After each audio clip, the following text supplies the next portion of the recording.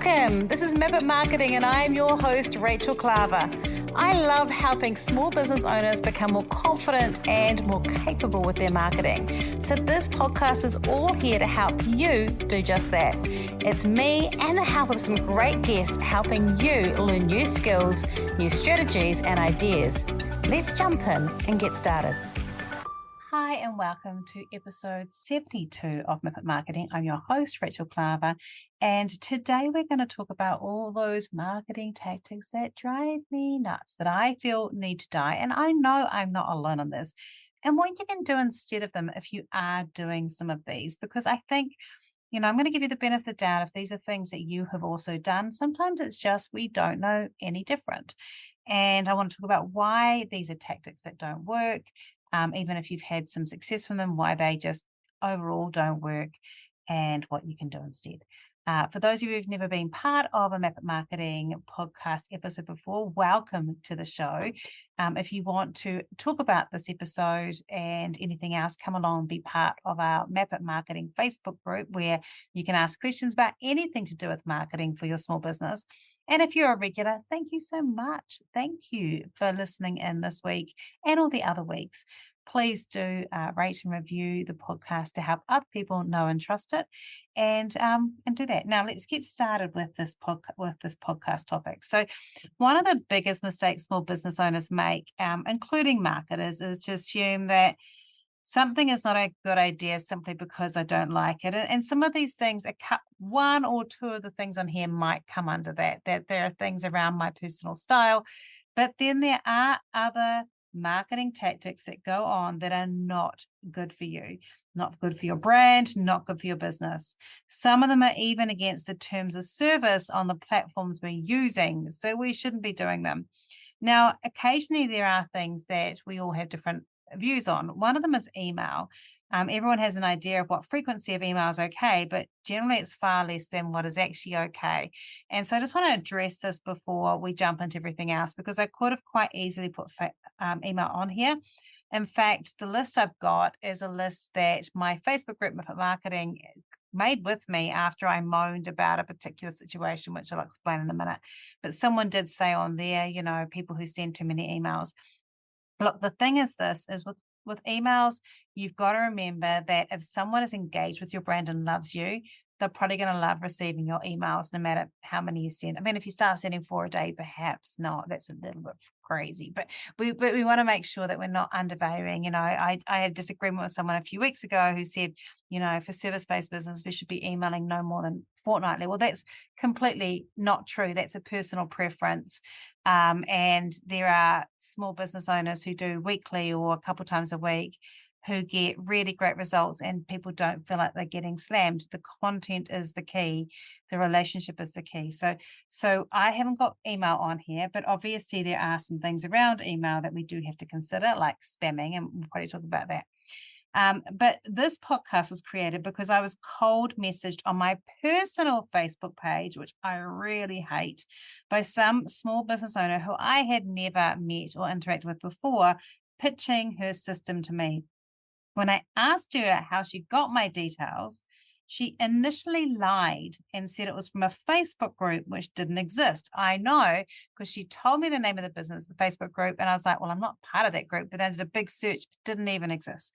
So even if it had, it's unlikely she would have been allowed to do that. Most Facebook groups, including mine, do not allow you to just direct message people. It's the rudest thing to message people and try and pitch them in a Facebook message.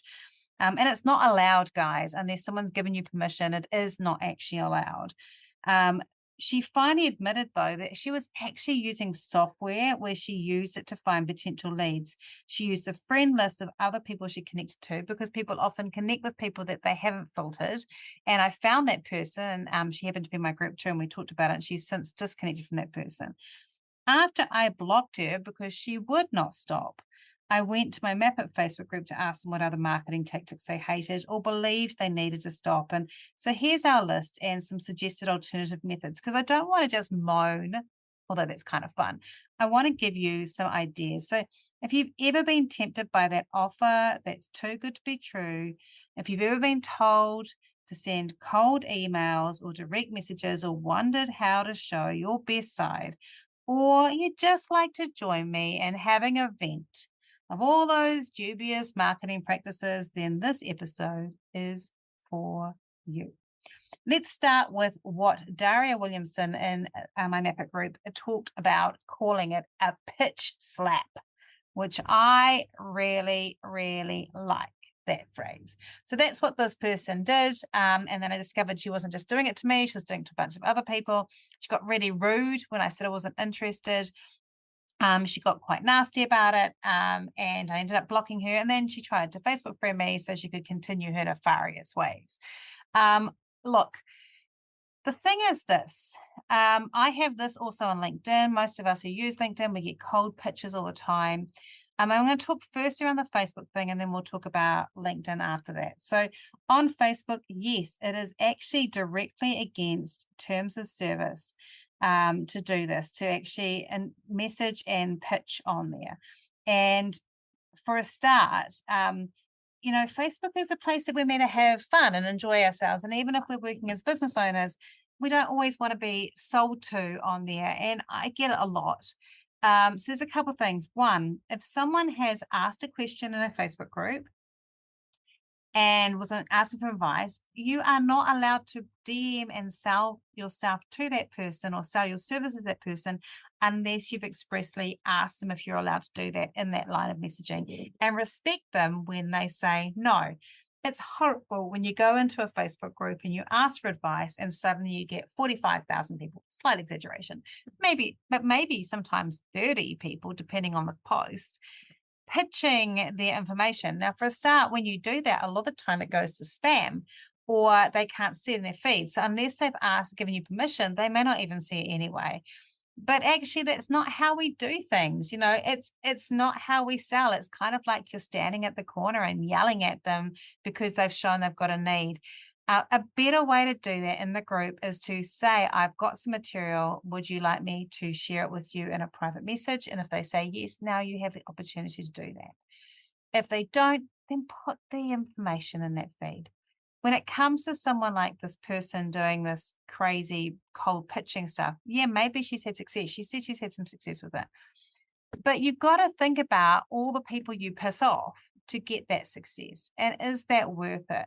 We live in a very connected place. And when people are unhappy and they talk like I'm talking about this person, when we talk about things, that can do a lot of your brand a lot of damage. And it's not a pleasant thing to do. And I think to me, it says it doesn't actually show that you back your product or service. If you're having to come and cold pitch me all the time, especially if it's in a marketing space, there's problems with your marketing that you have to cold pitch me. Because if your stuff was really, really good, you'd be getting good referrals, good repeat business, and you'd be able to do normal marketing without having to be obliterative to me and push something down my throat. So it's a sign that there is an actual problem with your offer, that is the core way that you are selling.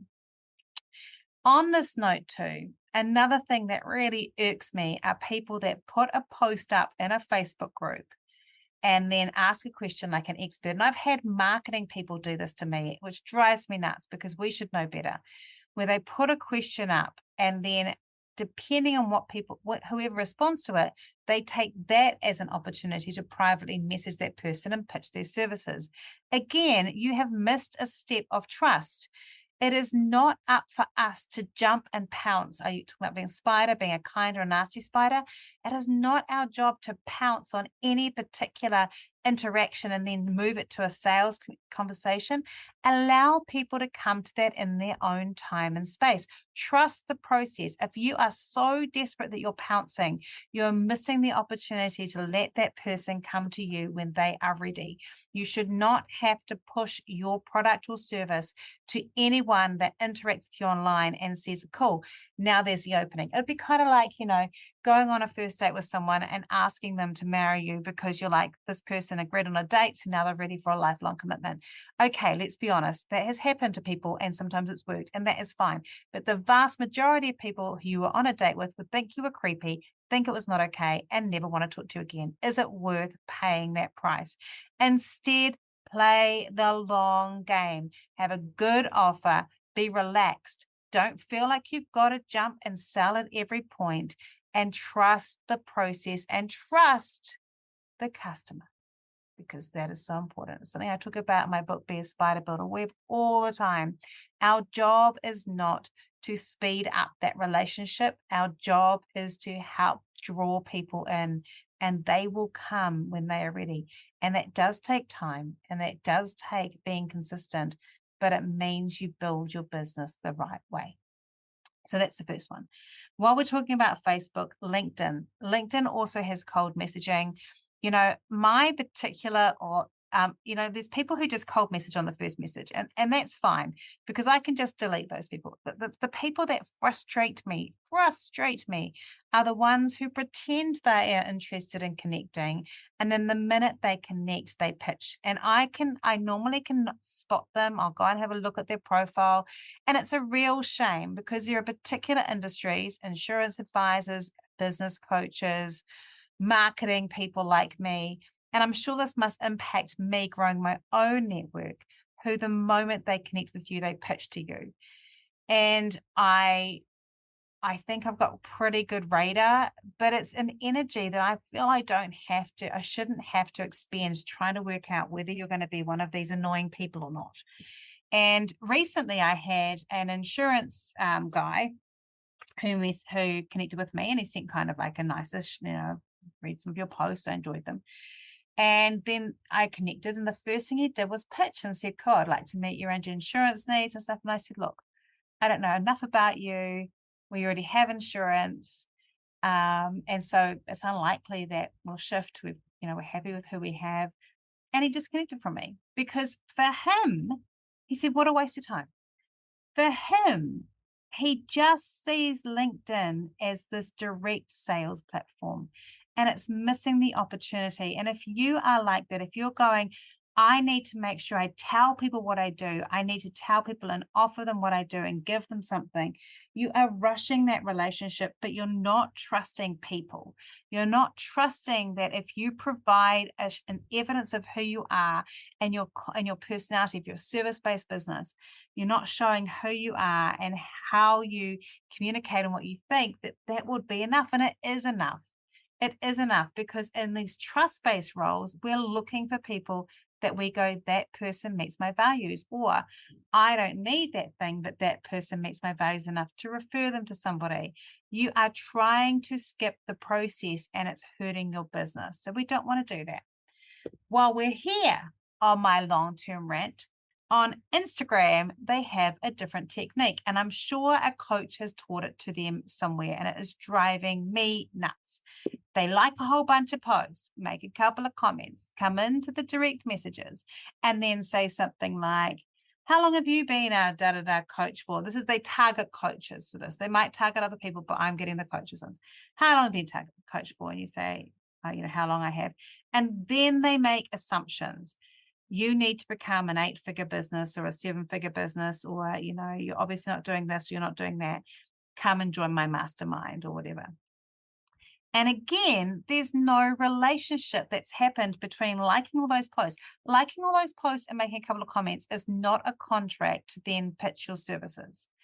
And jumping straight into a direct message when you haven't spent the time allowing them to enjoy your content and seeing whether you're someone you like to work, and let them come to you. Again, little faith in what you are teaching and your offers if you have to keep on jumping in with the sales pitch right away.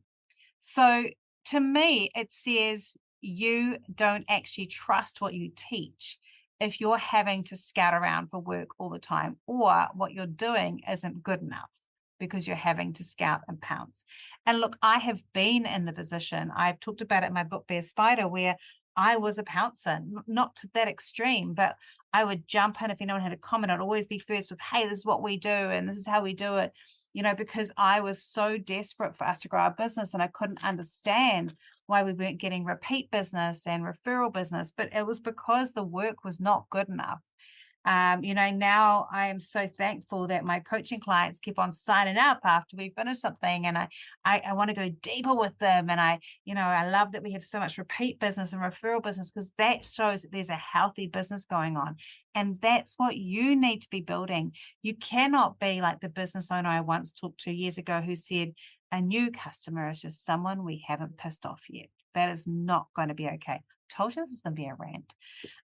So the other thing that happens on Instagram often is people offering you to do a thing where you pay $250 or $500 to be in a Forbes article or like a big expensive article.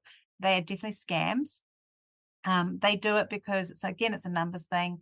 It is something you end up being in this article, but it's a vanity thing. It makes no difference. It's not actually a Forbes article. They kind of work the system in a way that's quite it's kind of clever, a great money marketing rule, but is actually not something that actually helps you as a business owner. So just ignore those and move on from them. But they are not okay. But I don't really have any suggestions on what those people could do differently, except just stop doing it, because but they're going to make lots of money from them because so many people sign up for them.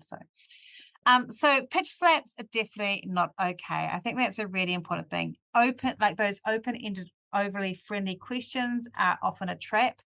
I want us as marketers, as business owners, as nice people to stop having a script in our heads of how we're going to turn hello, how are you? Which to me is such a red flag now and makes me think, here's the pitch coming, which is such a shame. And try to think how far I can move that to, hey, can I book a time to work with you? And instead go, how about I focus on building a relationship with this person that has no selling involved in it, and trust that process. You are exhibiting, I've said this before, but you're exhibiting an extreme lack of of confidence in what you do and what you're selling if you jump to sales all the time.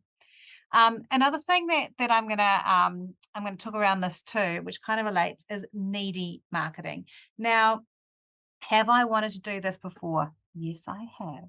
Do I understand when you do it? Yes, I do. But this is the stuff that I see people stuck in a cycle. And there's a couple of people that I follow, try not to watch their stuff too much because it drives me nuts, who are stuck in this cycle where they sales slow down, particularly e-commerce, a couple of coaches and stuff like that too, a few freelance writers that I've seen, and they start freaking out because it's quiet, and they start going, you need to feed me, essentially. You need to buy my stuff because I need to survive. And so then they get this flurry of orders, and then they go quiet because they're busy, and then they do it again.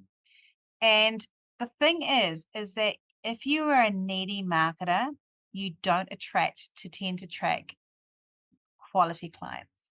So if you're marketing from a needy perspective all the time, you are actually creating quite an unhealthy dynamic between you and the customer. You are often taking people who may either have a bit of a hero complex, and so may not actually be open to you actually doing your best work because they're just coming in to save you, or people that also are quite dysfunctional in the way they relate, and so you end up with complicated relationships with your clients and customers. If you're tempted to do needy marketing, my suggestion to you is, one thing is to keep your marketing consistent. So consistently average marketing will help you because quite often what happens is you're busy, so you take the time out, then you freak out and come back in and you're needy again. So try and break that cycle. But also, if you are really needy and stressed, step away from the computer for a few days. Have a think about how to reset your brain and stop thinking about that sale. Think long term. I know it's really hard when things are stressful. You can definitely say things like, I've currently got 3 spaces, I've got opportunities here, I've got a special, I've got a deal, I've got extra stock that I need to move. That's all okay. But using emotional manipulation to sell is not okay. All right. So try and flip it and find a more positive way to talk about it. Even have posts that you've written when you're up and feeling really confident and good, that you can actually post during those times. Prevent yourself from going through your needy downward spiral, because it's not good for you. Another thing that I want to talk around this as well is just around marketing on the wrong messaging. So I've seen this happen. It drives me nuts. So one of them would be people who use vanity metrics to sell. So they say things, I have this many followers, I have this much reach, so you need to work with me because I am all powerful. Followers can show a sign of success only if there is really high engagement rates on those follower numbers. And for many business owners, we don't know that. Like, you may not know that. You don't know to look and see, okay, so, how many comments are they getting on a post? What are they doing here? Asking for a breakdown of what those numbers mean. I've recently seen someone who was marketing to about how they had this huge follower thing. Did the numbers, and it's nowhere near what they say they've got. And I don't know where their numbers have come from. I'm not going to go and ask them, but I was interested because it kind of made me think, oh, that's an amazing number. Like, how did that happen? Don't know how it came up. And I think that, but it's also like this vanity thing of, like, when we use follower numbers, it doesn't really mean anything to me. Like, if I had a crowd of 100,000 followers, I don't. I think my combined is, let me just do a quick check. 1, 2, 2, 4, 6, 8. So I think mine's around the 17, 18,000 in total, maybe. Not counting my email. So if I count my email, probably it's around 25, 23, 25. So if I've got that, that's my total audience. How's that going to help you as a business owner? It would help if I was an influencer, potentially, but only if I showed you my environment. But how is that going to help you, me having all those numbers? What you do need to know is how I can help you engage your followers. How can I help you grow your followers? And in a world, people can buy followers that can follow people just because they're not the right audience. Like, there's so many ways that we can create that. It really means nothing. And so be really, like, instead of using vanity metrics like those things to promote yourself, instead use things around the benefits for the people that you're talking to. Another thing that falls into that for me is awards, and is around that kind of anything that stokes our ego. And look, I want to say those things too. I will say in my bio, I'm an author. I say in my bio, I'm a podcaster. But if I was selling to you, if I was working with you, I wouldn't say, hey, you should work with me because I'm a podcaster or I'm an author, or I've won an award, I've won awards. I wouldn't use those as things that would convince you, hopefully, that wouldn't be what you'd want to work with me for. It would be more around, here's the things that the benefits of working with someone who's a podcaster. I can help you start a podcast. I can help you work out how to get your message out. And those things are the same as if I'm working with video or working with blogs. And that's what we want to be looking at. Instead of looking at your own attributes of what you've got, think about the offer or the benefit. So for those of you that are seeing that behavior, or you're tempted yourself to go, I'm an award-winning such and such, or I have this, or I have this feature that is part of what I do. I used to say, author of 27, it's now 28 books, but I used to say that that's great, but it doesn't really help you unless I'm saying that I'm going to help you write a book, right? And I'm not doing that. So it's about making sure that whatever we're talking about on our website and our bios and our posts and our headlines, everything is about benefits to the end user, not things that stroke our ego. Now, in terms of this, if you are a food business, sometimes awards can help. But I still wouldn't have that as one of the key things in your Instagram bio, for example. It's hard because you've put all the effort in and you know that it's working, but actually most of us just don't care. I know that's hard to hear. Most of us don't care about that stuff. What we really care about is, does it taste good? What can I use it with? Where can I get it? Those are the things that we really care about. And so think about how much you're saying is your ego as opposed to what is the benefit to the user. Now, the other thing that I want to talk about here too, which is about emails a little bit, is in a couple of episodes' time, I'm going to be talking about gated and non-gated content. And non-gated, if you remember, because I'm going to say what they are in the thing, but non-gated content is anything I can come to your website or your social media platforms and read or see, YouTube. And I don't have to give you anything for it. It's just free and it helps me build trust with you. Gated content is the same, but you have to pay me an email to get to it. You have to give me your email address and then I'll give it to you. I call it lead generation as well. And I'm a huge believer in it. But one of the damaging things that happen is when you just go, cool, I need people's emails. I'm just going to whip something up. You don't really think about why you're doing it and if it's beneficial to the person getting it.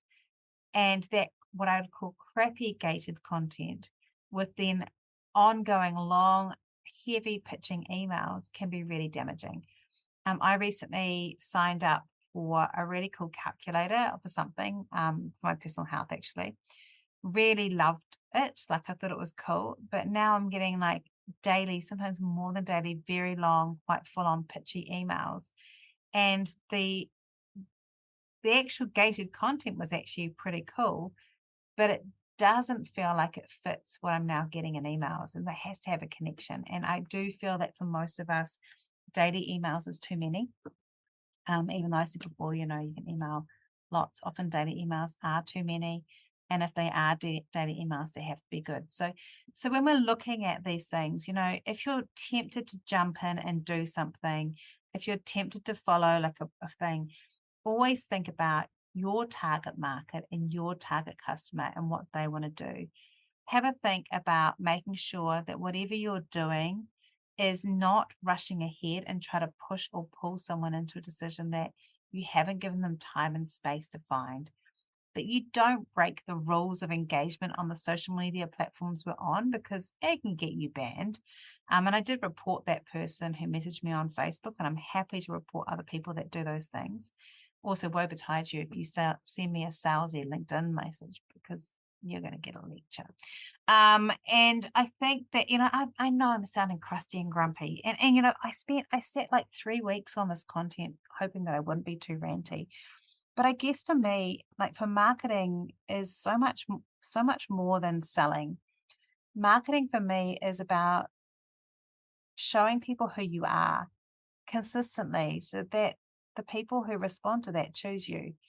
And when people do all this other stuff, which is shortcutting and not actually caring so much about the customer and really caring more about themselves, when people are just thinking about what they can get out of you as opposed to what they are giving, I feel the world's a sadder place and the business world is a sadder place. And I really think marketing can be a really beautiful thing in terms of building that relationship. It's why I wrote my book, Be a Spider, Build a Web. I didn't want to say the whole name because I was like, oh, hang on, did I just do an accidental promo when I was meant to be?